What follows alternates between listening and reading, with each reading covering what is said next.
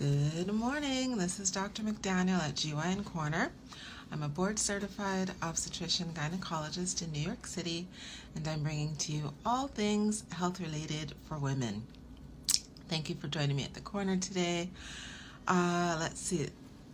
The last presentation was on ghost, and that's what I'm calling chemical pregnancies, because they're like here and then disappear into the ether. They're not really actual pregnancies per se. So if you look at the previous presentation, I go into the detail, but essentially a chemical pregnancy is a pregnancy that we only know occurred because the testing that we have, which is the chemical part, the testing that we have told us this person was pregnant, but we have no other evidence of it. There wasn't a sonogram or an ultrasound to actually show the pregnancy in the uterus because it did not progress far enough, excuse me.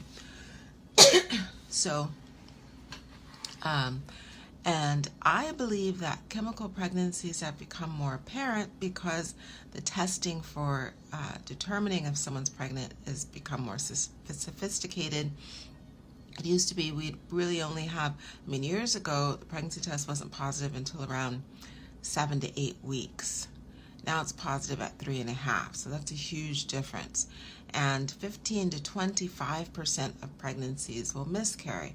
The real number is about 20 to 25, but 15%, 10 to 15% or so of those pregnancies occur with the pregnancy, miscarries occur with the pregnancy under 6 weeks.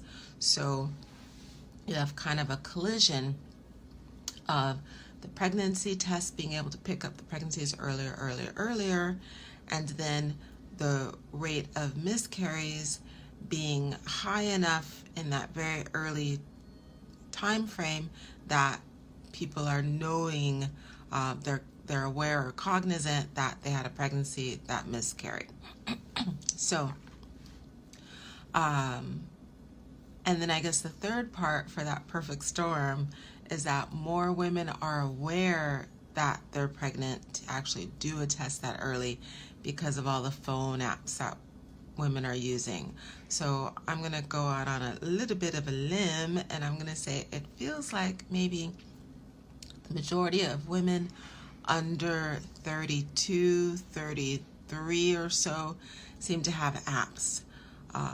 Older women, 35, 40, no apps for their cycle. Every blue moon, someone in that age range will tell me that she has an app.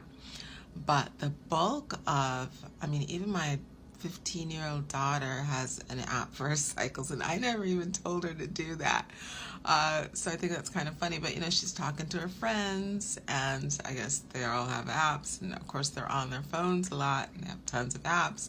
So even my 15-year-old daughter has an app for her cycles, and I asked her the other day, I said, she was complaining of stomach pain. I said, is your cycle due? And she said,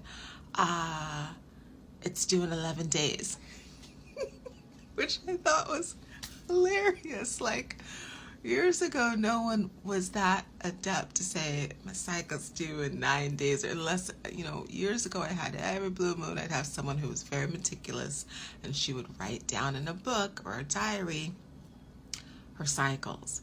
And I remember I had one patient, this is probably 10 or 15 years ago, but I'll never forget it. She goes, and she was like 42 or so. She goes, I've written down my cycles in a book ever since I was 12 years old. My very first cycle, I wrote it down, and every single month I have my cycles documented for the last, 30 years or so. That was amazing. But regardless, so we have like a perfect storm, a trifecta. We have the test being more sensitive and women being able to know that they're pregnant under 6 weeks of pregnancy. Then we have the apps where women are aware that their cycle is due, whereas without the apps, women would be aware maybe 6 or 7, usually it's like 7 to 8 weeks. They'd figured out when that next cycle was due or was weird or not coming. So we have the apps telling people exactly when their cycle is missed. The tests being more sophisticated, so we're finding out that someone's pregnant and they're under 6 weeks. And then the third one is because of those two, women are finding out that they're missing, that they're pregnant, that they were pregnant, and then suddenly they're getting a cycle and it was a miscarriage. So it appears that the rate of miscarriaging has slightly increased, but it actually hasn't increased. It's the same rate. It's just that now we know that that 10 to 15% of what we thought was a weird period or a late period or an unusual period was actually a miscarriage. Be that as it may, we call those chemical pregnancies because we've documented that there's a pregnancy on the pregnancy test at 3.5, 4 weeks, and then we're documenting that the pregnancy is gone, it's a miscarriage at 5, 6, or even 7 weeks. Now, what we always do in that case is what we'll often, and I said earlier, or in the previous presentation, that I've had about 4 women, and it was funny because the last lady who came in, I said to her, she said she did 3 pregnancy tests and they were all positive, and she'd done them over the weekend, and this was, I believe it was like a Tuesday or Wednesday. And I said, okay. I said, but we still have to get urine from you and get a pregnancy test. We have to see it with our own 2 eyes.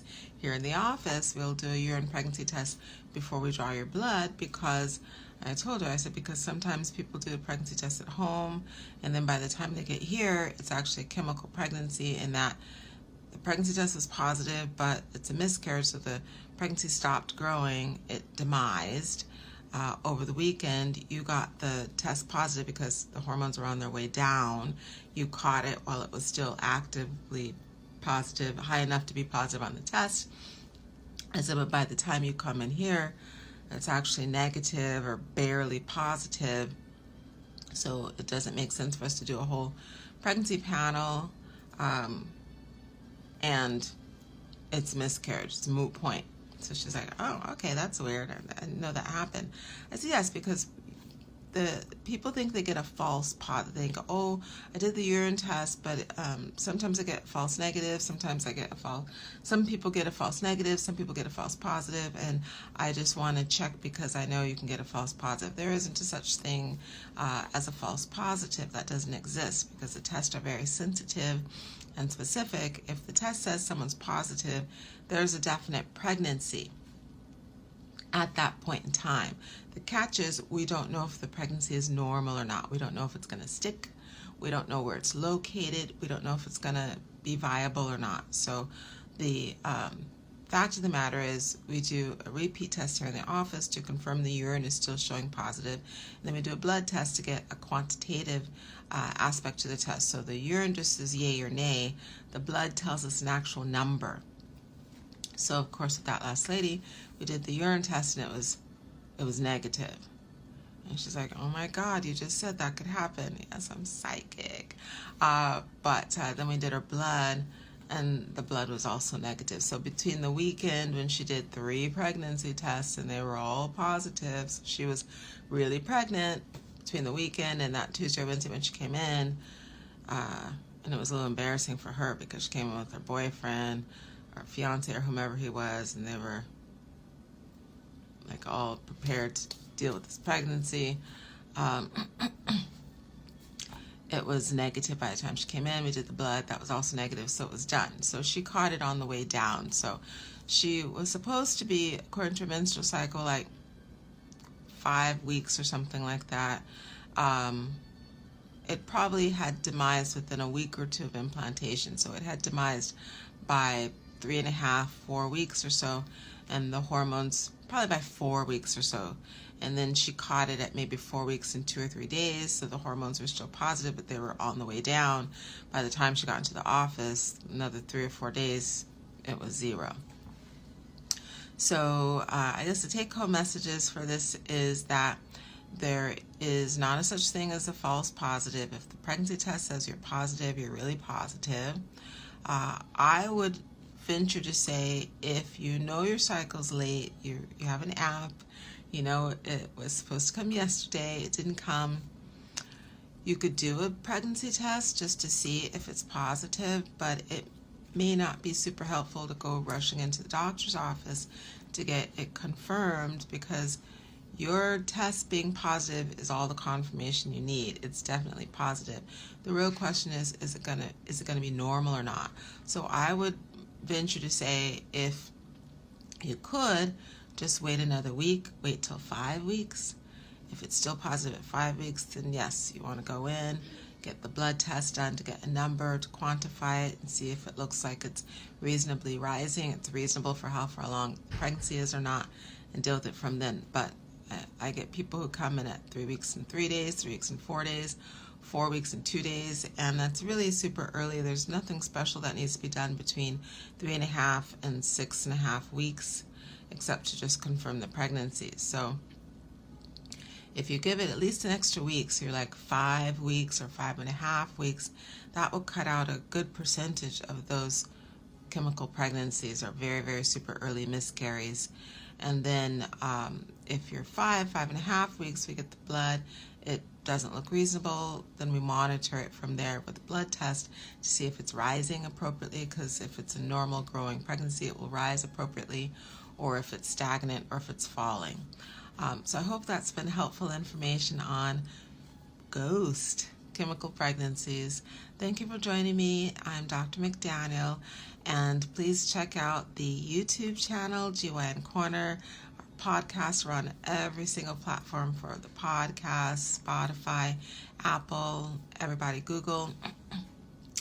And make sure you hit the like, subscribe, and follow button so that you're first up to know about presentations when they come out, and then to give positive feedback that you enjoy the content and which type of content you want. I can't talk at the end. Which type of content you prefer to hear more of, and which type of content you're not so interested in, because I present everything health related for women. So I've done lots of different categories: GYN, obstetrics, so pregnancies, menstrual irregularities, sexual infections, non-sexual infections, fibroids, adenomyosis, endometriosis, Asherman's, urinary infections. I've also done a lot of information on nutrition and health, supplements, adaptogens. So I've done across the board, and if you could give some feedback on which aspects you want to hear more of, I'll be happy to give you more of what you want to hear. Thanks for joining me. Have a great rest of your day. Bye.